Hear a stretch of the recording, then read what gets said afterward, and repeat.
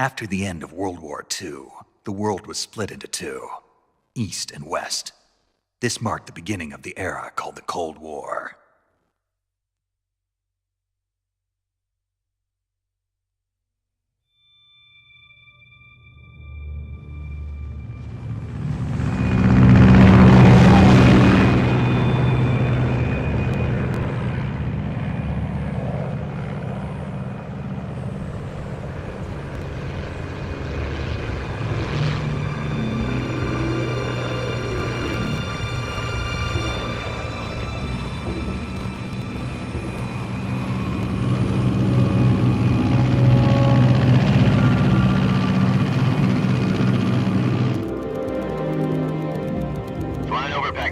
Altitude 30,000 feet.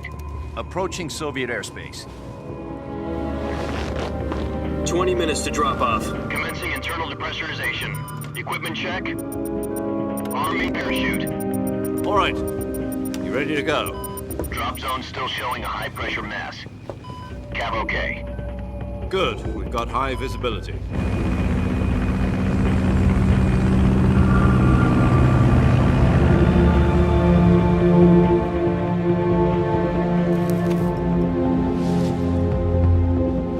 Put out that cigar. Connecting oxygen hose to interior connector. Put on your mask.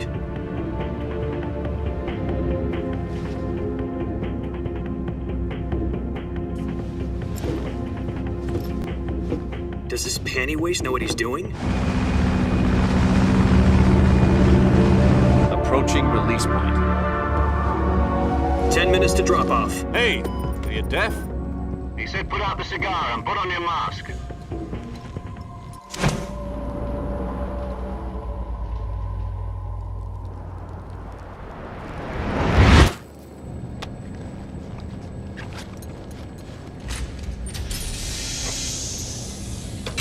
Depressurization complete.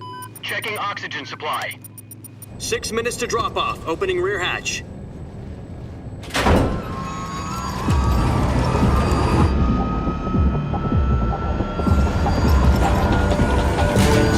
Sunrise.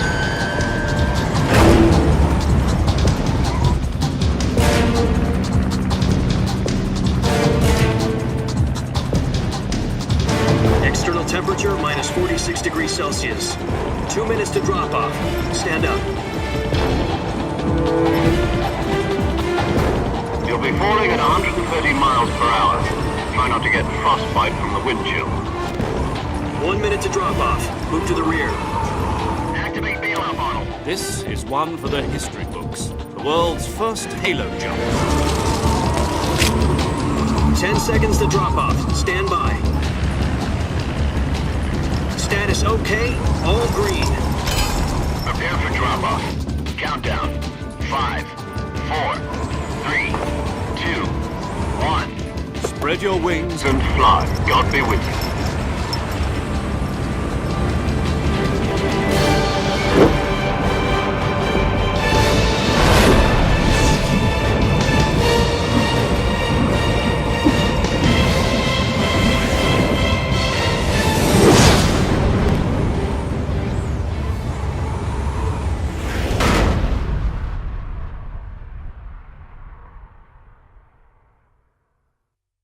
Jack, I've got some important news.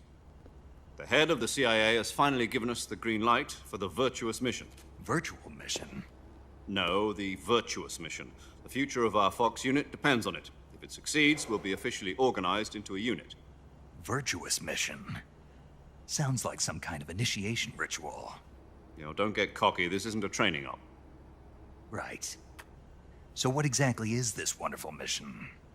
Well, about 2 years ago, a certain Soviet scientist requested asylum in the West through one of our moles. His name is Nikolai Stepanovich Sokolov. He's head of the OKB 754 Design Bureau, one of the Soviets' top-secret weapon research facilities, and the East's foremost expert on weapons development.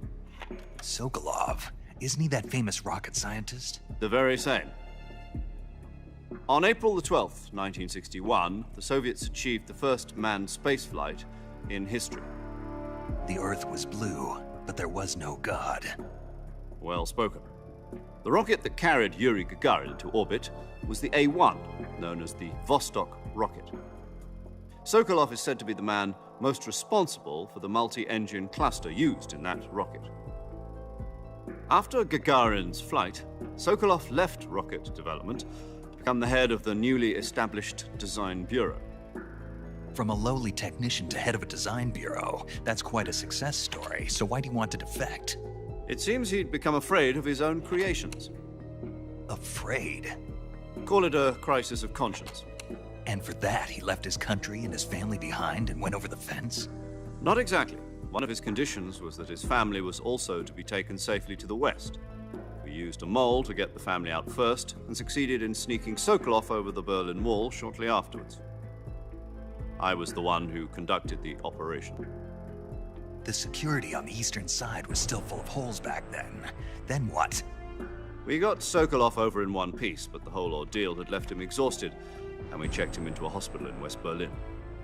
It took him 2 weeks and more than 600 miles to get from the research facility in the Soviet Union to Berlin.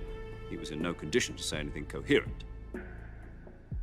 And it was only a week later that we had something much bigger on our hands. The Cuban Missile Crisis.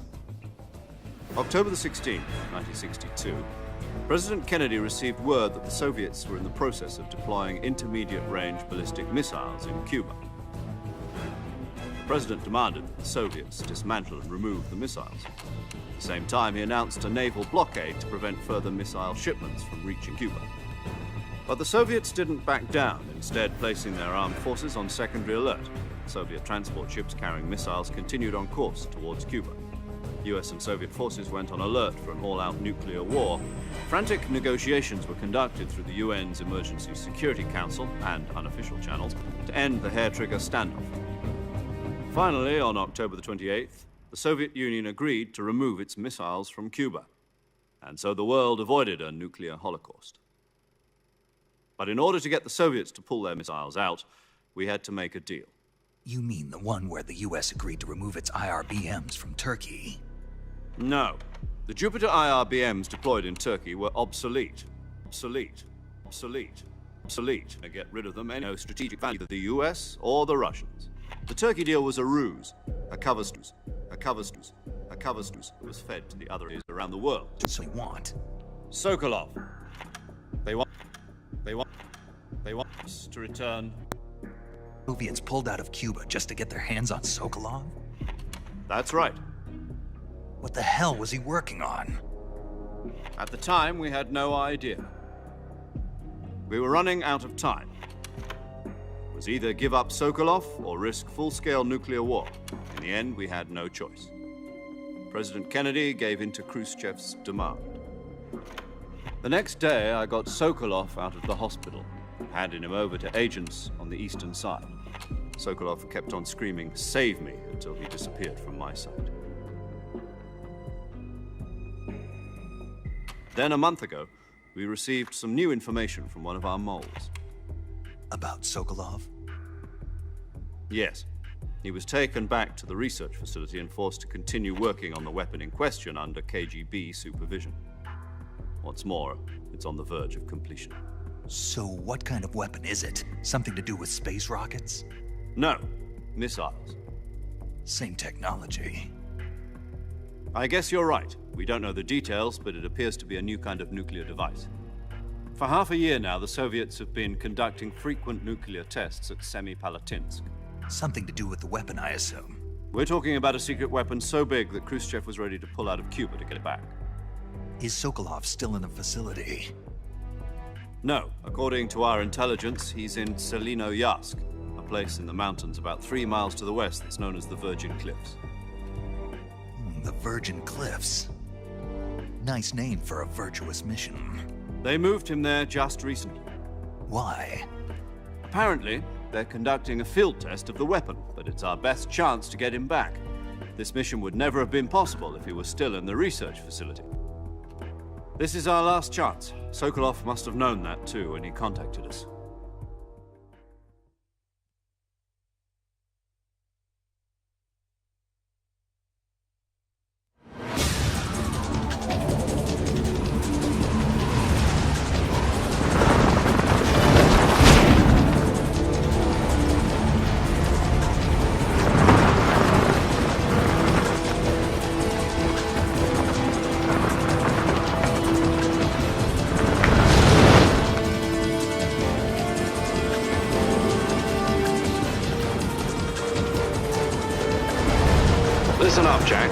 mission is to infiltrate Selino-Yask in the Soviet mountains, ensure the safety of Sokolov, and bring him back to the West.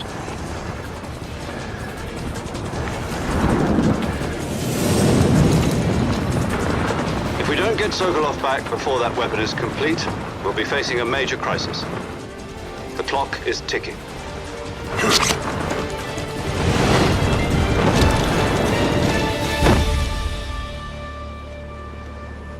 Once we've confirmed the rescue of Sokolov, stand by at the recovery point. A recovery balloon will be dropped at that point. Helium will be pumped into the balloon to inflate it. The process takes about 20 minutes. Once it's complete, the gunship's arm will latch onto the balloon and pull it up. The Fulton surface-to-air recovery system. I'm familiar with the theory. Take it easy. It's been combat-proven. Do you think Sokolov is up to it? The shock will be less than during a parachute jump, and the arm can handle up to 500 pounds. So you're planning on going over the border in a single combat talent? She's equipped with two 6-barrel 20mm Vulcan cannons, as well as two 40mm machine guns. Sounds like she could hold her own against a battalion of tanks. Even with the fuel in the reserve tank, we're facing a 4-hour time limit. If all goes well, it shouldn't take more than a few hours. Home in time for dinner. But if anything goes wrong, you'll be eating dinner, breakfast, and all the rest of your meals in the jungle.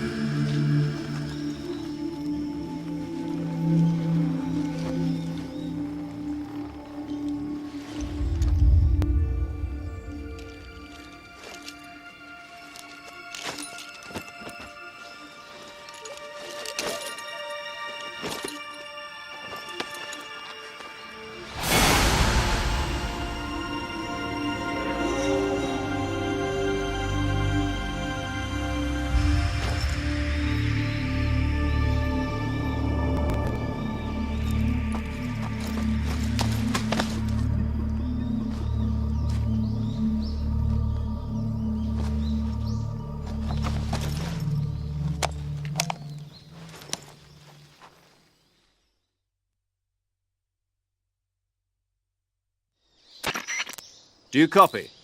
You're already in enemy territory, and somebody might be listening in. From here on out, we'll be using code names to refer to each other. Your code name for this mission will be Naked Snake. I'll be referring to you as Snake from now on. You're not to mention your real name. Snake? What, you don't like snakes? What do you mean? You've eaten one before, haven't you? In survival training. I'm glad to hear that. I don't know if I'd ever order one in a restaurant, but... Be careful, you might not have a choice. What about you, Major? What should I call you? Let's see. I'll be Tom. Call me Major Tom. This will be a sneaking mission.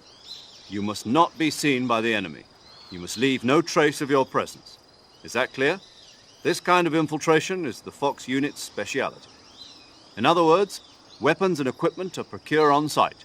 That goes for food as well. You're completely naked, just as your name implies. Great. Now I see why you asked me if I like snakes. I suppose calling me Snake was your idea of a joke, too. No. There's a good reason for that. I'll tell you later when the time is right. Gotcha. Getting back to the subject, how exactly am I supposed to feed myself? You've been issued a knife and a tranquilizer gun. Use them to hunt for food. You'll also find some medical supplies in your backpack. Yeah, about the backpack. I lost it in a tree on the way down. I see. Well, you'd better go back and get it then. You know where it is? No problem. I can see it from here. It's stuck on a branch. To climb a tree, stand in front of a tree that's covered in ivy and press the action button. I'll be monitoring your progress over the radio. We can't risk violating Soviet airspace, but I'll be in the gunship. My frequency is 140.85. I'll give you a call if I need to talk to you. If you need to talk to me, use the send function. Okay, Snake, go get your backpack.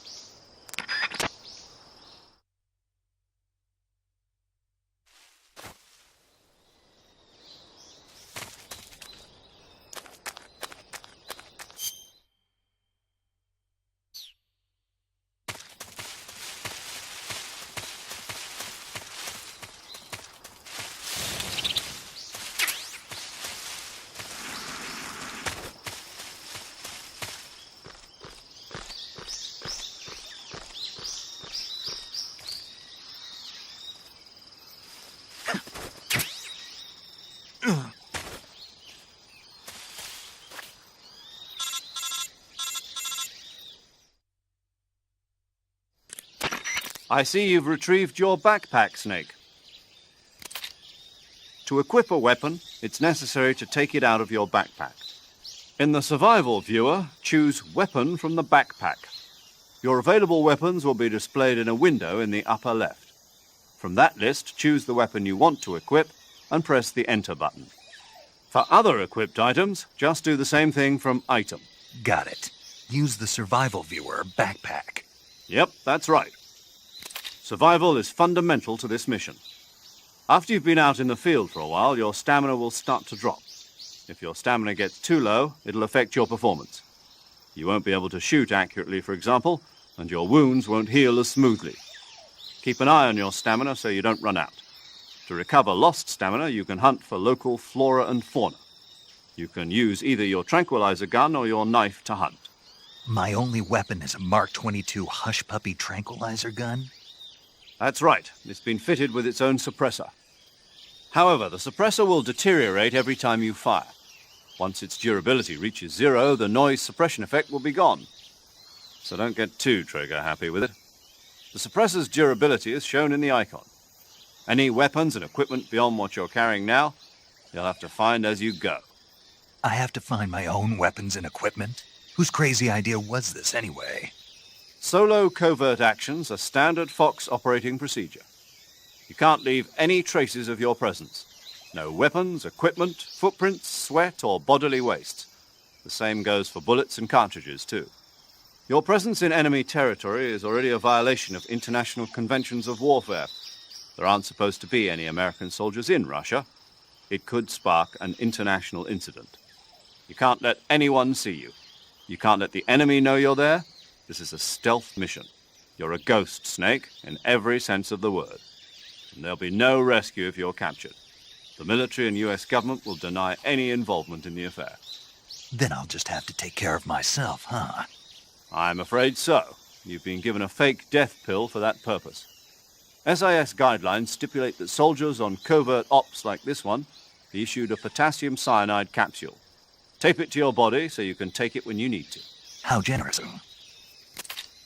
Use it if you're taken prisoner by the enemy. It'll send you into a state of false death for a short time. Fooling them into thinking that I'm really dead. So how do I come back to life? Just take the revival pill. You mean that thing they put in my tooth before the mission? That's the one. But be careful. If you remain in a state of false death for too long, nothing will be able to bring you back. Remember that. I'll keep it in mind. You said this was a solo mission, right? Right. I guess that means I can't count on any reinforcements. Correct. The mission rests entirely in your hands. A real one-man army. Relax. There's a support team ready to back you up over the radio. Who? I'll introduce them to you. This time, survival is of utmost importance. The first member of the support team will be in charge of monitoring your physical condition, acting as a medic, so to speak, as well as recording your mission data. She's a member of Fox as well, and she's here on the gunship with me. She? Hello, Snake. I'm paramedic. Nice to meet you. Paramedic. As in a medic who comes in by parachute. Aren't you going to tell me your real name? Are you going to tell me yours, Mr. Snake? My name, huh? It's John Doe. And they call you Jack for short. You're a regular Captain Nemo. A name means nothing on the battlefield. After a week, no one has a name. What's your name? Jane Doe. Very funny. I wasn't joking, but I'll tell you my name only if you manage to make it back alive. My frequency is 145.73. She's also in charge of recording your mission data. Whenever you want to save, send a message over the reserved save frequency, 140.96. So saving lets me record my mission data. That's right. It also records the state of your health. Good to know. There's one more person I want to introduce you to, Snake. Huh? Speaking of snakes, you remember the boss, don't you? A legendary soldier and your mentor. Actually, it was the boss that got the DCI's authorization in the first place. She's going to be serving as Fox's mission advisor. The boss is? She also helped me plan this mission. She and I were at SAS together. Jack, is that you? How many years has it been? Boss? That's right. It's me. Talk to me. Let me hear your voice. It's been 5 years, 72 days, and 18 hours. You've lost weight. You can tell just by the sound of my voice. Of course I can. I know all about you. Really? Well, I don't know anything about you. What's that supposed to mean? Why'd you disappear on me all of a sudden? I was on a top-secret mission. You didn't need me anymore. But there were still so many things I wanted you to teach me. No, I taught you everything you needed to know about fighting techniques. I taught you all I could. The rest you needed to learn on your own. Techniques, sure. But what about how to think like a soldier? How to think like a soldier? I can't teach you that. A soldier needs to be strong in spirit, body, and technique. And the only thing you can learn from someone else is technique. In fact, technique doesn't even matter. What's most important is spirit. Spirit and body are like two sides of a single coin. They're the same thing. I can't teach you how to think. You'll just have to figure it out for yourself. Listen to me, Jack. Just because soldiers are on the same side right now doesn't mean they always will be. Having personal feelings about your comrades is one of the worst sins you can commit. Politics determine who you face on the battlefield. And politics are a living thing. They change along with the times. Yesterday's good might be tomorrow's evil. Is that why you abandoned me? No, it had nothing to do with you. I already told you, Jack. I was on a top-secret mission. A soldier has to follow whatever orders he's given. It's not his place to question why. But you're looking for a reason to fight. You're a natural-born fighter, but you're not quite a soldier. A soldier is a political tool, nothing more. That's doubly true if he's a career soldier. Right and wrong have no place in his mission. He has no enemies and no friends. Only the mission. You follow the orders you're given. That's what being a soldier is. I do whatever I have to get the job done. I don't think about politics. That's not the same thing. Sooner or later, your conscience is going to bother you. In the end, you have to choose whether you're going to live as a soldier or just another man with a gun. There's a saying in the Orient, loyalty to the end. Do you know what it means? Being patriotic. It means devoting yourself to your country. I follow the president and the top brass. I'm ready to die for them if necessary. The president and the top brass won't be there forever. Once their terms are up, others will take their place. I follow the will of the leader, no matter who's in charge.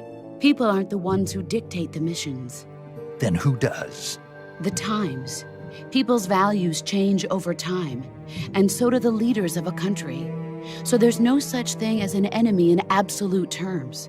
The enemies we fight are only enemies in relative terms, constantly changing with the times. As long as we have loyalty to the end, there's no point in believing in anything, even in those we love. And that's the way a soldier's supposed to think? The only thing we can believe in with absolute certainty is the mission, Jack. All right, but do me a favor. What is it? Call me Snake. Snake. Oh, right. Your codename is Snake. It suits you well. That's right. The legendary unit that the boss put together during World War II was a snake. The Cobra unit, a group of heroes that brought the war to an end and saved the world. As long as you've got a legendary hero backing you up, you'll be fine. Isn't that right, Snake? Yeah, I can't think of anyone else I'd rather have with me. Oh, and one more thing, boss. Yes? It's good to hear your voice again. Same here. After all, who knows if either of us will make it out alive? Snake, you are always best at urban warfare and infiltrating buildings. But this is the jungle. Survival is going to be key. Those CQC techniques I taught you are sure to come in handy. CQC? Close quarters combat, huh? I've been in the Green Berets for the past few years. I'm probably pretty rusty. Not to worry. I'll be here to help you remember.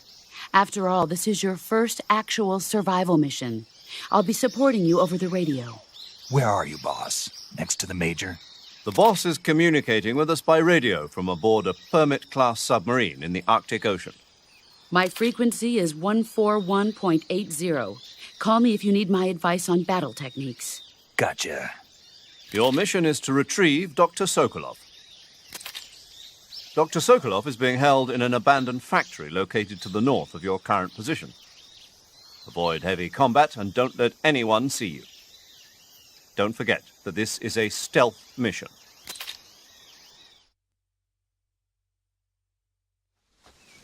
Snake, try to remember some of the basics of CQC.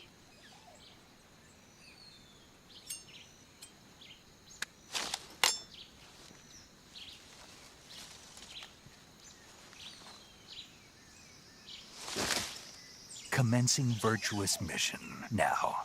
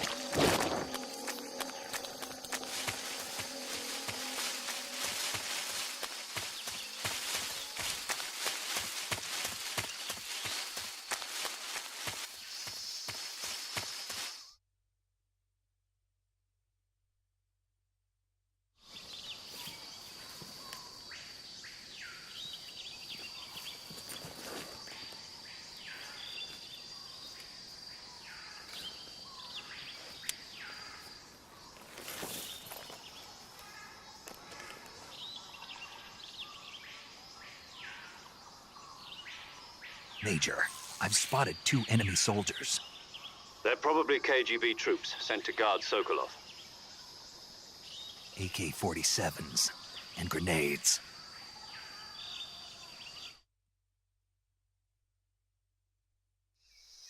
Snake, your presence in Soviet territory is already a violation of international law. You can't let the Kremlin find out that the CIA and the American government are involved. Contact with the enemy is strictly prohibited. Don't engage them in battle either. This is a stealth mission. Got that? The Major is right. The point of this mission is to sneak through the jungle without being seen. The success of the mission depends on how well you use your camouflage. Change your camouflage by selecting Camouflage from the Survival Viewer. The Uniform option lets you pick your uniform, while the Face option lets you change your face paint.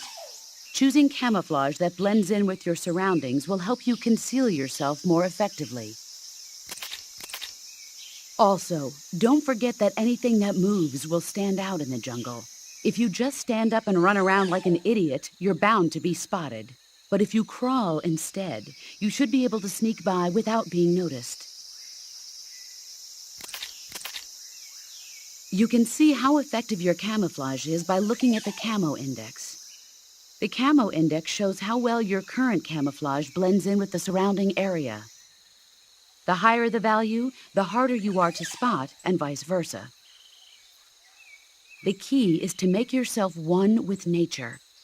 Keep that in mind as you go along, okay?